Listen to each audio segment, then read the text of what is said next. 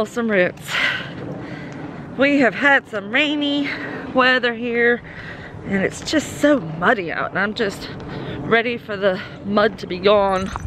I don't want it to completely dry out because I want my garden to have good moisture, but these goats need to go outside and they do not want to slip and slide in mud when they go out to play, and they don't like that very much. So hopefully they'll get dried up a little bit out here today and have some fun. It feels really good to be milking again. It took a while for my hands to get used to milking this much milk all at once, because we had just dwindled down to such a little amount at the end there, and then had a whole week of nothing.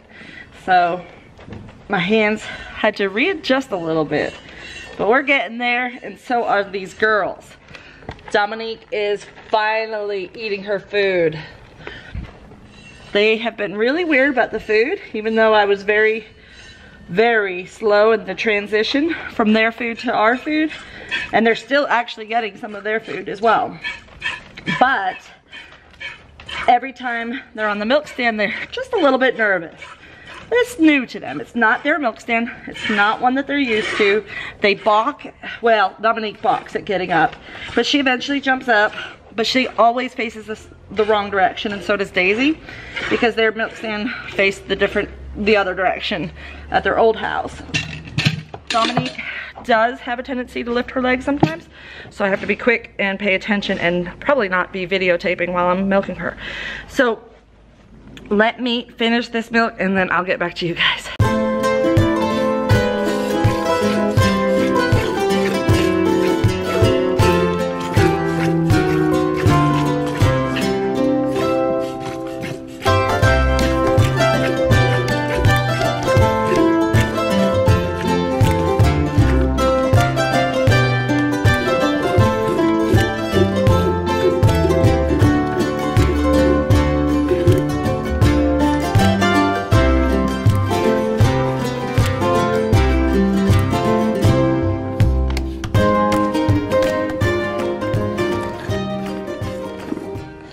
Sometimes it's just easier to use one hand too.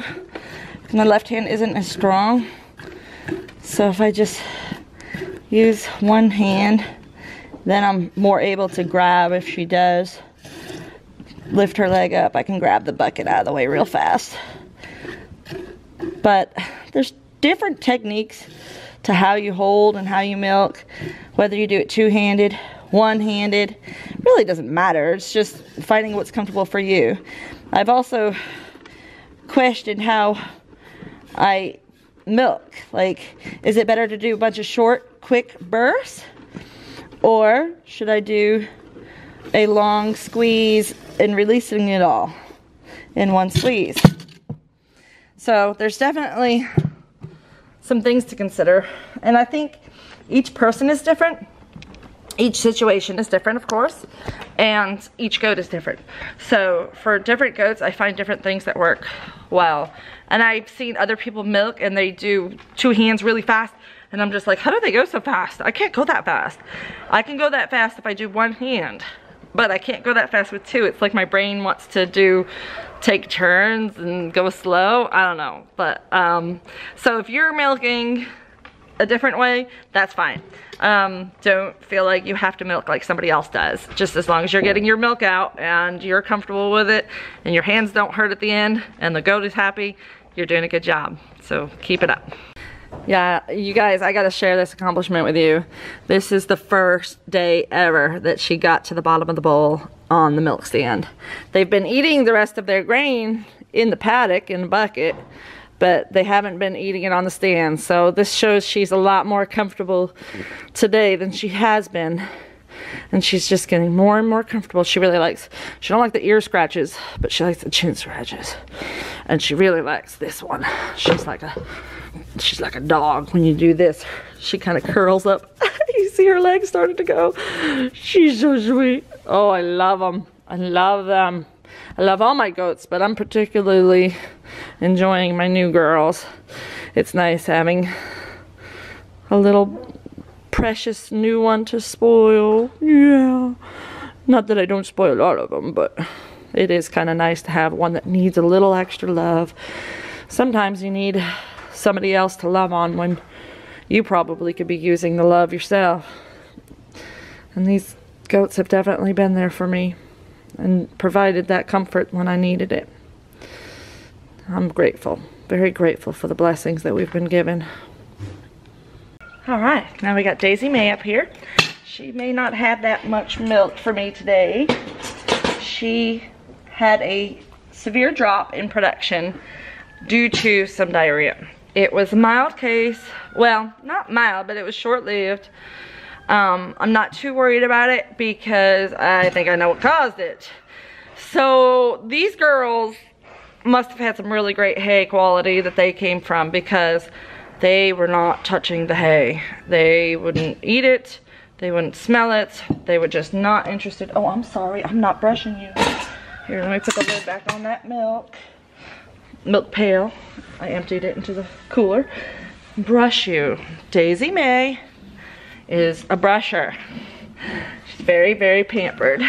She likes to be brushed every time we get her up here, and that really calms her and soothes her before we start milking, and after milking too. It helps, like a reward. So anyway, she was not eating the grain on the milk stand, and I don't know how much of it she was eating in the field, and then she wasn't eating our hay.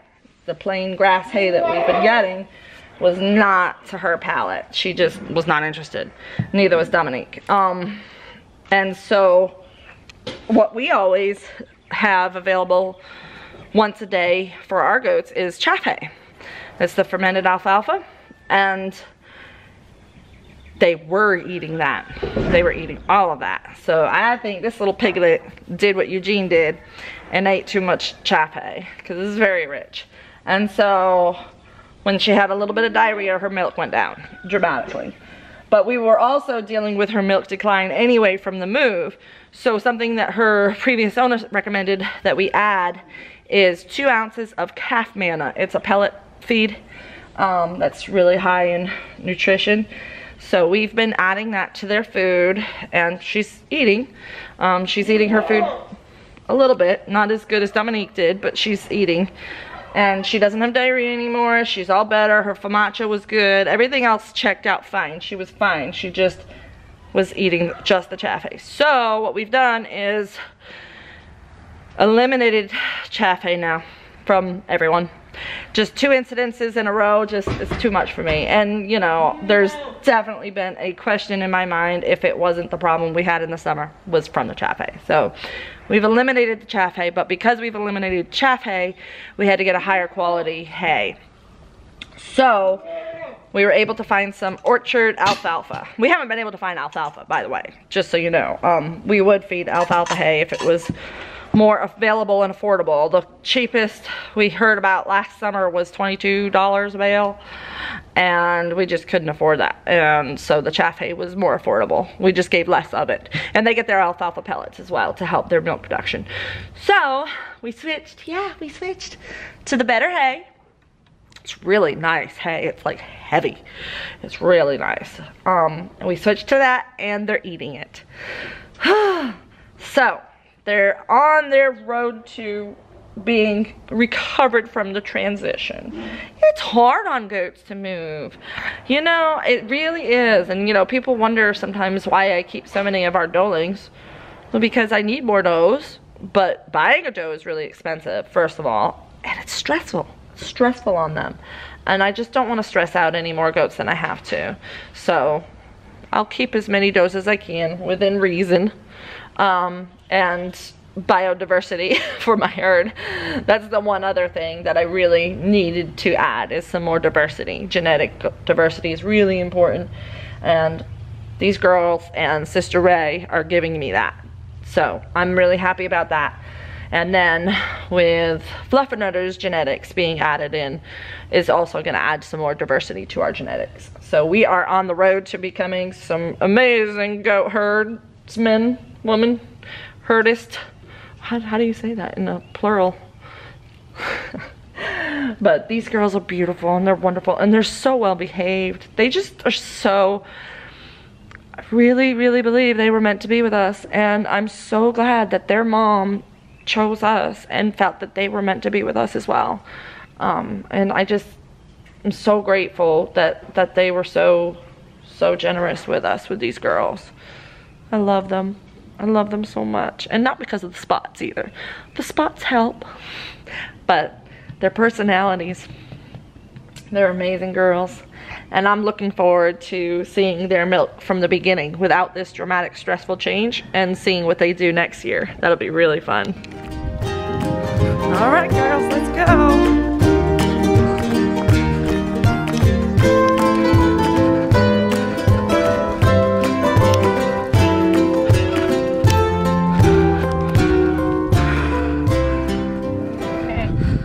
See, that's good girls.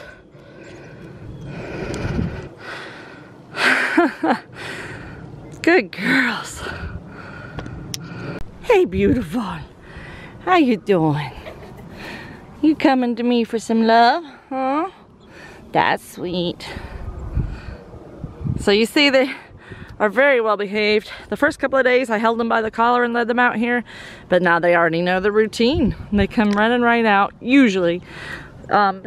Daisy May will follow Dominique, and if I keep Dominique steered in the correct direction by just acting like a herding dog and just coming alongside her if she starts to steer off in the wrong direction, then she goes correctly.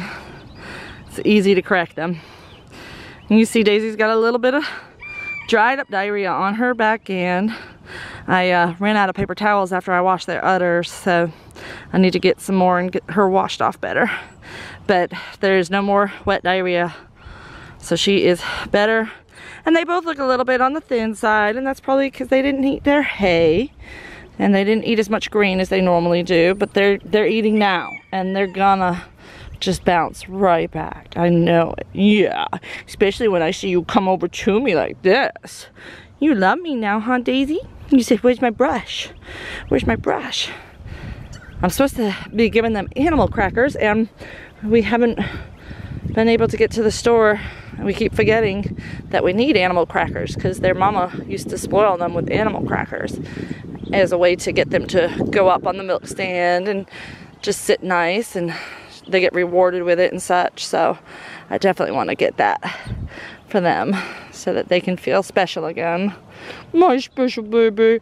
But we're making sure we make them feel special in all the other ways. Oh yes, like the scratches. You see her step forward like, more mama, more mama. You're a good girl. Oh, she does not like her ears rubbed like my other goats. That is so funny. You're a sweet girl. Beautiful girl. Yes, we love you. We love you. I do have to let the other goats out. Okay, they're waiting. Let me go get them, and then we'll give you some more love if you still need more. For those of you that missed the live show on Friday, Eugene is all better. Ryan forgot to put it in the video the other day, but he is 100% improved. No more diarrhea. He's eating like a pig again. I gave them a little bit of the alfalfa orchard hay, but I'm mainly giving them the rest of the grass hay. Boys don't need as much alfalfa. Sorry, I'm out of breath. Taking Eugene out of the barn is always a task because he wants to go and explore feed in the corner where we keep our feed instead of coming with me. He's a big goat. He's hard to move. So if you didn't know already, we do have a live show every Friday night at 8 o'clock Eastern Standard Time. Join us for whatever. I mean, I haven't really started any type of topics necessarily.